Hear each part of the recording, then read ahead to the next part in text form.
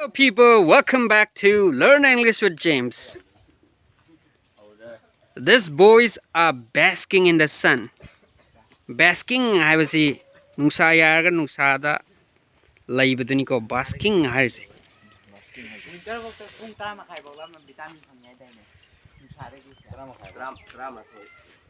It's our kitchen garden. Kitchen garden haibadi yumgi manakta ngol macha am laibado. Ado kitchen garden kawi ko. Si kitchen garden ni. Yeah, poultry here. Poultry adi yen ngumba laiba mafam se. Siko poultry kawi ko. We can call it chicken. Because chicken na ko baya ko moise. Adubo yenda mo morgadi hen ha ganeba. HCN hen. Chicken na common term neba. Yen zingi mayam gi common term hai tar. Adubo amo morgadi hen ha gani labor gana cock ha ganeba.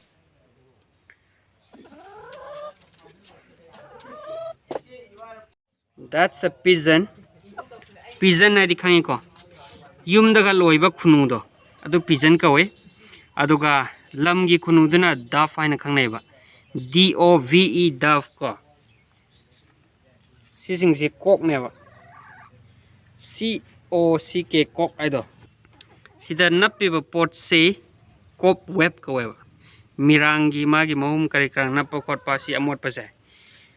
Cop web haina khangnai ba. Sina mogi fit haina khangnai fit chicken fit ka ba do. Chicken fit kano du nataba mogi makhong fit tu nataba tina loib du nataba ko. Sina feet chicken feet. Yumgi matonda kupi ba pot se.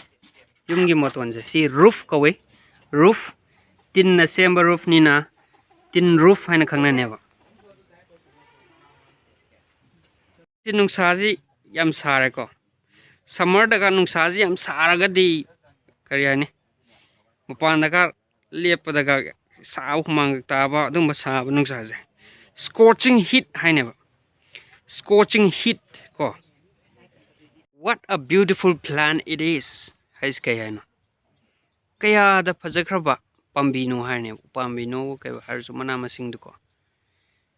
What a beautiful plant. It is a beautiful plant hargadi masi yamna pajaba plant ni hairne. Aduga plant sita moi ki part khar lai ko. Ekhoina makha sita yengagade makha da yengagade marado root haganeba. Sigi upambi sigi makhok waise sigi makhaje si akhone stem haina khangnai ba stem ko sigi part se aduga sigi masa sing sina branches haine ba branches haidi masa amni ko mana sina leaf haidi ne ba mana sina leaf sigumba anauba sina akhona bud haina khangna ne bud ko anauba songi sing se sina bud haine koina sumaina yeng bakanda sigi potchi am tholeba ko thotra mana sigi thot pa no base tholaga de koina tender haine ba it is so tender masi amna tholi am nawe harne ba so tender hais koina sum yeng bada sorok mapan da kai da bazar da plastic mayam am tai ko sida sinoi ure ko plastic ni ko sigum se khoina plastic litter LITTER ko litter han khangnai ocean gumbada kari da shingumbada plastic tabasu ugani ko plastic mayam ta dana singda kari da amot pa hai tarene singda yam phato pone ba ada tarisi plastic natra asumba mayam ji taraga leiriba mayam do kari kauge kanda plastic debris haine plastic debris DEBRIS ko sida leiriba amot pa mayam ji kari haina khangnai waste ko si mayam ji boy khoina phajana tawdraga di kedawra pollution cause oi behangal kane pollution khangi ko sidagi si phajana semdana tengak chandana phajana tawra mapam chana thamaga di khoina waste management kawe waste management sidi waste management ji am properly oidre government na ju sembi drabni no ko beautiful flowers sida lairibse si flowers gi magi sumaina amamam sumai tawba kanda si jingsi kari kawe petals kawe petals p e t a l s petals hainaba a girl is studying her lessons nupi macha mama gi para pari hainaba ngang macha sei amdri bisi kai kawi baby ko say little baby kari nangi min kari nangi baby na taba to pa min kai no na naus kawi atopadi to pa mingam ga haro nangi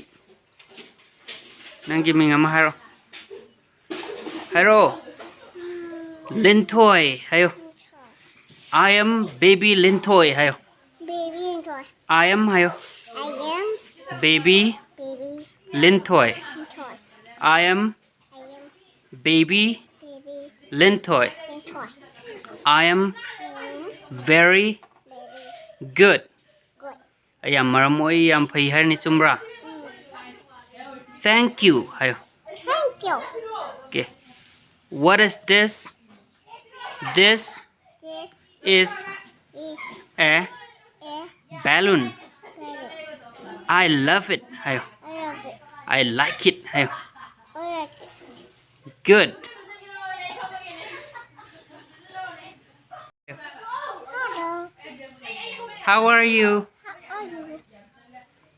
I am fine hayo I am fine. thank you Thank you. I am I am 2 years yeah. old Older. thank you hayo Thank you. bye bye Bye-bye. naku toro bye bye toro Bye-bye. si usina ngoba aremani ko ngasi gi kango aremane ba khoina sigumba insang aremba gumba kari kawe leftover curry si kai kawe turen khamen kawe ko turen khamen gumba sa english ta kari hai turkey berry haine ba turkey khangi ko berry khangi ko turkey berry beautiful flowers here sigumba pomak ibalaize si kai kawe pomak ibalai si kai kawe blooming flower si sanare ni ko sanare is english ta kai hai marigold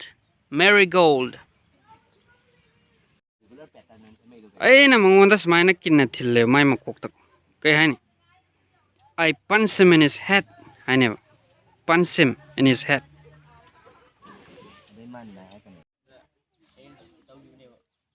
these boys are discussing ai kai wari wataya ma nai na ba khona ba natra